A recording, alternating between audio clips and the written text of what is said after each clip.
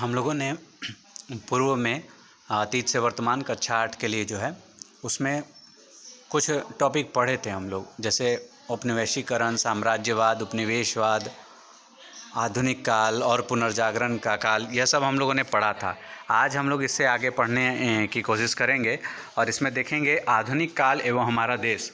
France एवं America की क्रांति भी हम लोगों ने पढ़ी थी। तो आज हम लोग अपने देश के ऊपर आते हैं कि आखिर उस समय में, यानी कि आधुनिक काल जो चल रहा है हमारा 1700-1800 के आसपास के बाद से, उस समय में हमारे देश में क्या हो रहा था। जब बाकी देशों में पुनर्जागरण हो रहा था, बाकी देशों में प्रजातंत्रात्मक, गणतंत्रात्मक शासन पद्धतियाँ अपनाई जा रही थी, तो हमारे देश में आखिर क्या था, आइए देखते हैं। आपको याद होगा कि 18वीं सदी के शुरू में हमारा देश किस प्रकार टुकड़ों में बटा हुआ था। यानी 1700 के आसपास, 1707 के आसपास में दिल्ली में मुग़ल शासक औरंगज़ेब की मृत्यु हुई और उसके बाद भारत का साम्राज्य अगले 40-50 वर्षों में ही कई छोटे छोटे टुकड़ों में बट गया और अलग अलग जगह पे अलग अलग सामंत और सूबेदार और प्रांतपति बन गए।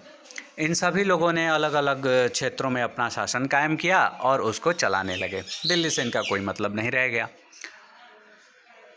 आगे चलकर हमारे देश में इसी दौरान अंग्रेज़ों का आगमन हुआ। अंग्रेज़ हमारे यहाँ व्यापारी के रूप में इसी काल में आए और बाद में उन्होंने यहाँ पे वास्तविक स्थिति को देखी और उन्होंने समझा इस बात को कि यहाँ पे आसानी से राजनीतिक सत्ता कायम की जा सकती है, क्योंकि अभी यह देश कई टुकड़ों में बटा हुआ है, यहाँ के लोग आपस में बटे हुए हैं। तो उन्होंने धीरे धीरे व्यापार से अलग राजनीतिक सत्ता हथियाने की कोशिश शुरू कर दी और यहाँ के शासक बन गए। भारत के विभिन्न भागों में व्यापार में जुटे व्यापारी इंग्लैंड से आए और व्यापार करते करते देश के शासक बन गए। आप सब लोगों को पता होगा, हम लोगों ने पढ़ा है कि 1757 में प्लासी के युद्ध के बाद बंगाल को हथिया लिया गया और उसके बाद फिर धीरे धीरे करते करते दिल्ली तक अंग्रेज़ पहुंच गए और हमारे पूरे देश को गुलाम बना लिया। हमारे देश में अंग्रेजी शासन आने से अंग्रेजी शिक्षा और नवीन विचारों का भी प्रवेश हुआ। हर बुरी चीज़ में कुछ अच्छाई होती है, तो हमारा देश एक और जहाँ गुलाम बन रहा था, वहीं दूसरी ओर हमारे देश में नई विचारों का आदान प्रदान होना शुरू हो गया था। एक नई भाषा अंग्रेजी आ गई थी जो पूरे भारत में फैल गई और एक नया विचार, पश्चिमी विचारधारा, दार्शनिक विचारधारा जो है वो भी हमारे देश में आ गई। आर्थिक संसाधनों का अपने लाभ के लिए इस्तेमाल किया। अंग्रेज़ों ने यहाँ अपना राजनीतिक नेतृत्व पर अपना कब्जा जमा लिया यहाँ के, और उन्होंने हर यहाँ की वस्तु पर, किसान, खेत, उत्पाद, सब पर अपना अधिकार जमा लिया और इनसे लाभ कमाने लगे। ज़रूरत की चीज़ों को वो सस्ती कीमत पर ख़रीदते, निर्यात के लिए अपने लाभ के लिए कई फसलों की खेती करवाते और लंबे समय तक शासन करने के बाद मूल्यों, मान्यताओं, पसंद नापसंद, रीति रिवाज, तौर तरीक़ों में भी बदलाव आ गए। हमारे पहनावा, हमारा खान पान, हमारा पर्व त्यौहार, सब कुछ थोड़ा थोड़ा परिवर्तित हो गया और सब इस अंग्रेजी शासनकाल के प्रभाव में आ गए। एक भाषा तो बदली ही और एक मानसिकता भी बदल गई कि यह भाषा श्रेष्ठ है। हम जो बोलते हैं संस्कृत या हिंदी, और उससे भी अच्छी भाषा है यह अंग्रेजी, क्योंकि यह गोरे लोग बोलते हैं, ये अंग्रेज बोलते हैं, जो हमारे शासक हैं वो वर्ग यह बोलता है। तो लोगों में शुरू से ही अपने शासक वर्ग का अनुकरण करने की प्रवृत्ति रही है और इसी के कारण हमारे देश ने भी इस भाषा को बहुत ज़्यादा हाथों हाथ लिया, इस रीति रिवाज को बहुत ज़्यादा हाथों हाथ लिया और इन सारे कस्टम्स को सीखने का प्रयास किया कि हम भी ज़रा सीख जाएं। चाय पीते हैं कैसे, कुर्सी पे कैसे बैठते हैं और कोट कैसे पहनते हैं। तो इन सारी चीज़ों के ऊपर अंग्रेजी राज का प्रभाव झलका।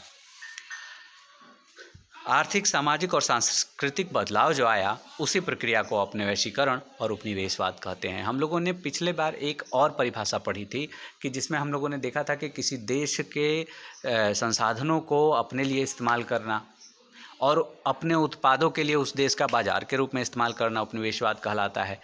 उसकी पूरी प्रक्रिया में यह राजनीतिक, आर्थिक तो है ही, सामाजिक और सांस्कृतिक परिवर्तन भी आते हैं।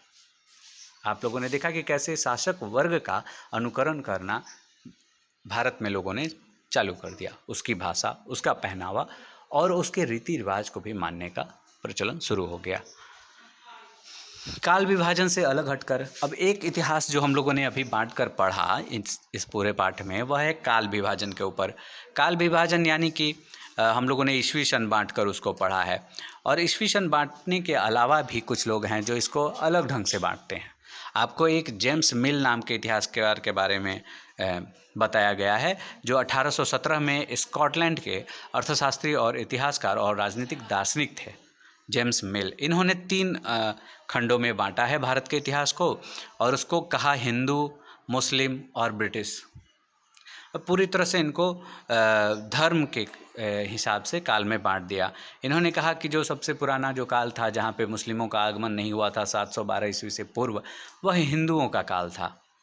और उसके बाद उन्होंने कहा कि वो मुसलमानों का काल था, और उसके बाद ब्रिटिश आए भारत में, तो वो ब्रिटिश का काल हो गया। लेकिन हमसे पुस्तक में कोई प्रश्न पूछा गया है कि क्या आप इस तरह के कालखंड के विभाजन को मानते हैं? भारतीय इतिहास समझने के इस तरीके को आप सहमत है कि उससे पहले हिंदू था, उसके बाद पूरा मुस्लिम हो गया, और उसके बाद फिर पूरा ब्रिटिश और ईसाईयत का प्रभाव भारत में हो गया? तो ऐसा भारत के साथ कभी नहीं हुआ है कि पूरे एक ही धर्म की व्यवस्था रहे कभी, और धर्म से राजनीतिक सत्ता चले, ऐसा भी बहुत कम हुआ है। तो इतिहास को इसके लिए बढ़िया से बौद्ध धर्म, जैन धर्म, हिंदू धर्म, सनातन धर्म, शैव, वैष्णव, सारे धर्मों को हम लोग देख के चलेंगे। 700 ईसा पूर्व की जितनी भी बातें हैं उसको समझने का प्रयास करेंगे।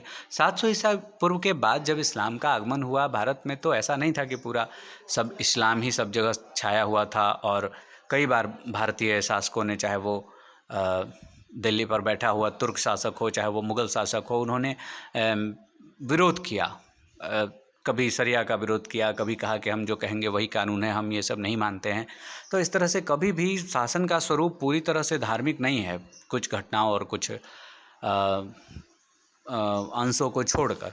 तो इस तरह से देखना सही नहीं है, और इसको और भी डिटेल में हम लोग को जानने का प्रयास करना चाहिए। इस बात की सत्यता का परीक्षण करना चाहिए, और जेम्स मिल साहब की जो यह बात है, इसको पूरे सिरे से नकारने से पहले इसकी पूरी जांच पड़ताल करनी चाहिए।